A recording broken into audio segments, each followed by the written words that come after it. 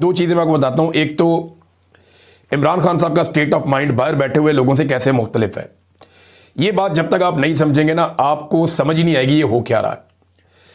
देखिए, बाहर बैठे हुए लोग नॉर्मल हालात में इमरान खान साहब को गुज़िश्ता 3.5 साल से एक जंग जैसी कैफियत में रखा गया और इस मुल्क की रियासत ने और इसके इदारों ने मिलकर इमरान खान साहब को मैदान जंग में रखा हुआ है। एक ऐसी जंग में जिसके कोई उसूल भी नहीं है। खवातीन को मारो, बच्चों को मारो, कोई कानून कोई कायदा इस जंग का नहीं है, एक तरफा कार्रवाई हो रही है। तो ऐसे में इमरान खान का रद्द-ए-अमल फितरी है। जब आप जाकर उसको बताएंगे उसकी बहनों को मार रहे हैं, कुट रहे हैं, जलील कर रहे हैं, उठाकर ले जाते हैं, बालों से पकड़ के घसीटते हैं और बीवी को जेल के अंदर रखा हुआ है, इद्दत जैसा घटिया केसेस करके टीवी चैनल्स के ऊपर उसकी अजीब अजीब चीजें डिस्कस की जाती हैं, तो ऐसा आदमी किस तरह का रद्द-ए-अमल देगा? क्या ऐसा आदमी नॉर्मल रद्द-ए-अमल दे सकता है? सवाल ही पैदा नहीं होता। इतने बड़े आदमी को, जिसको दुनिया में सब जानते हैं, पाकिस्तान का इस वक्त सबसे बड़ा आदमी है इमरान खान। पूरी दुनिया में पाकिस्तान का अगर कोई एक ब्रांड आप ढूंढ के निकाले तो इस रीजन का सबसे बड़ा ब्रांड है इमरान खान। सिर्फ पाकिस्तान की बात नहीं कर रहा, पूरे रीजन की बात कर रहा हूं। इतना बड़ा ब्रांड कोई नहीं है। इंडिया के बड़े बड़े ब्रांड जब इमरान खान के सामने खड़े होते थे तो वो पानी भरते थे। ये इमरान खान है, इतना बड़ा ब्रांड है।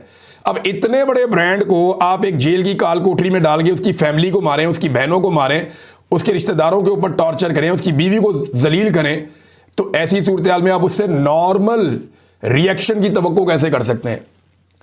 हाँ, लेकिन जो बाहर बैठे हुए लोग हैं, जिनकी बीवियां अपने घरों में हैं, जिनकी बहू बेटियां महफूज हैं, जिनकी माएँ महफूज हैं, जो खुद एक एसी वाले कमरे के अंदर बैठ के आराम से अरकरेजी करते हैं, अपने फैसले सुकून से बैठ के इत्मीनान के साथ कंफर्टेबल इन्वायरमेंट में करते हैं, उनकी मेंटेलिटी में और एक ऐसे शख्स की मेंटेलिटी में जिसको आपने जंग के अंदर रखा हुआ है, फर्क होना चाहिए। फर्क होना चाहिए। इसके बावजूद इमरान खान साहब बहुत होल्ड करते हैं, ऐसी बातें करते हैं कि वो पाकिस्तान के लिए आज भी कहते हैं बैठने के लिए तैयार हूं मैं। तो फायदा उठाओ इससे। इमरान खान की बहन अलीमा खानम ने एक बात की, बात बड़ी इंटरेस्टिंग है, मैं यहीं पे आपको सुना देता हूं, फिर आगे लेकर जाऊंगा बात। उन्होंने कहा जी इमरान खान रिहा हो जाए तो क्या होगा? इनको पता नहीं है किस चीज़ का डर है इमरान खान से। इमरान खान किसी से इंतकाम नहीं लेंगे। इमरान खान के आगे कोई रोए तो इमरान खान माफ़ कर देते हैं।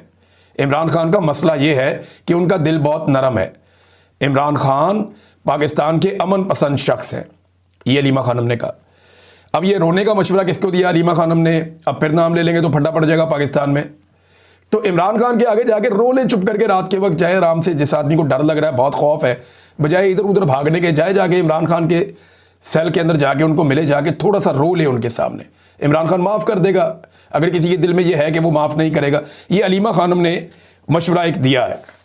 ये हो क्यों रहा है? ये DGISPR की प्रेस कॉन्फ्रेंस, इसके बाद चढ़ाई कर दी गई। पंजाब में कहते हैं कोई क्रैकडाउन भी शुरू किया है और लोगों की पकड़ दकड़, PTI के लोगों के नाम उठा के डाल दिए इन्होंने उसके अंदर, ECL के अंदर बहुत बड़ी तादाद में सबके नाम उठा के ECL में डाल दिए कि जनाब हम इनको पाकिस्तान से बाहर नहीं जाने देंगे। यानी बानी PTI वहाँ तक चला गया जहाँ से वापसी मुमकिन नहीं हो सकती। फैसल वाडा जैसा बंदा जो है वो उठ के बड़के लगा रहा है जिसकी औकात ही कोई नहीं है। यानी एक आवारा किस्म का, एक बेनामी किस्म का सेनेटर है, वो कोई औकात तक की नहीं है। ये आदमी एक दिन अपने लीडर के साथ खड़ा नहीं हो सका। पहले जब इसने इमरान खान को छोड़ा तो ये कहता था मैं उसके भले के लिए छोड़ रहा हूं, मैं भला करना चाह रहा हूं। पहले खुफिया वारदातें डालता था। नाज़रीन, इमरान खान साहब ने कहा था कुछ अर्सा पहले कि उनको बार बार पेशकश की जाती है। कभी कहा जाता है पाकिस्तान से बाहर मुंतकिल कर देते हैं, कभी कहा जाता है बनीगाला मुंतकिल कर देते हैं, कभी कहा जाता है कि आपको जनाब आज़ाद कर देते हैं। यानी बार बार इमरान खान साहब को डील ऑफर की जाती है और इमरान खान साहब इनकार कर देते हैं। आज से कुछ अर्सा पहले मोहसिन नकवी ने इमरान खान साहब को मुखातिब करते हुए ये ट्वीट किया था कि इमरान खान साहब बताएं आपको किसने डील ऑफर की है। कोई आपको डील ऑफर नहीं की और बड़ी बड़ी बातें कर गया मोहसिन नकवी उसी एक ट्वीट के अंदर। लेकिन आज मोहसिन नकवी जिन पार्टियों का मरहून मिन्नत है या जिनकी वजह से मोहसिन नकवी आज सेनेटर बना हुआ है, उनके अहम तरीन रहनुमा वफाकी वजीर तारक फजल चौधरी साहब ने स्टेटमेंट देके मोहसिन नकवी को झूठा साबित कर दिया और इमरान खान को सच्चा साबित कर दिया। तारक फजल चौधरी साहब एक टॉक शो में बात कर रहे थे, आसमा शरादी साहिबा का टॉक शो था, उनके साथ अवैस अहमद साहब मौजूद थे, मुस्तफ़ा नवाज खोखर साहब भी मौजूद थे। तो उन्होंने कहा कि तहरीक इंसाफ दरखास्त देकर इमरान खान साहब को बनीगाला मुंतकिल करवा ले। यानी तहरीक इंसाफ दरखास्त दे, इमरान खान को बनीगाला मुंतकिल कर देंगे। हम पहले भी पेशकश कर चुके हैं, इमरान खान ने अभी तक दरखास्त नहीं दी। ये वफाकी वजीर तारिक फजल चौधरी साहब कह रहे हैं।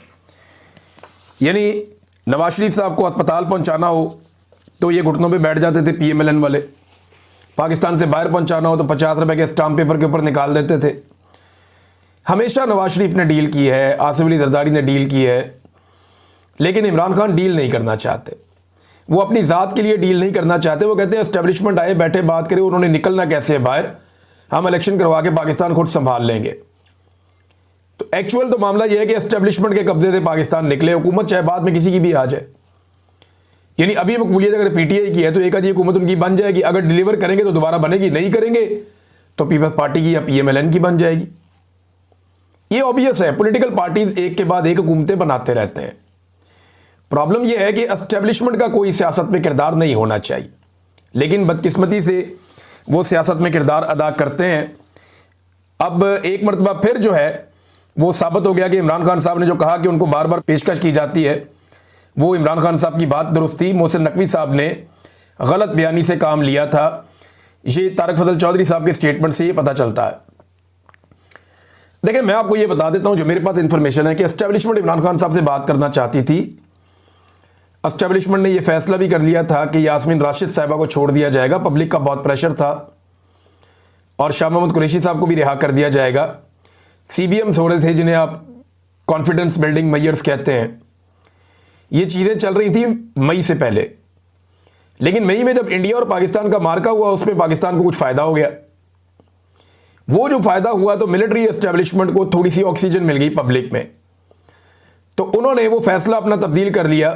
जहाँ पे वो उस वक्त पाकिस्तान तहरीक इंसाफ की मिन्नतें कर रहे थे बातचीत करने के लिए और रास्ते निकालने की बात कर रहे थे। मैंने आपको बताया भी था एक वीलॉग में कि मुझे तक रब्ता करके एक दो लोगों ने यह दावा किया कि जनाब बड़ी जल्दी हालात ठीक हो जाएंगे, मिलिट्री एस्टेब्लिशमेंट अपने आप को सियासत से अलग कर लेगी। तो मैंने उस वीलॉग में भी ये कहा था कि जब तक ये नहीं कर लेंगे तब तक हमें यकीन नहीं करना चाहिए। ये कहानियाँ ही होती है।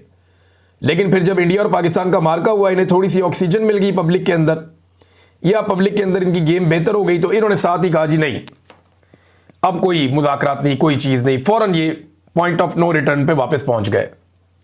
लेकिन अब दोबारा से उनके हालात पतले होना शुरू हो गए हैं।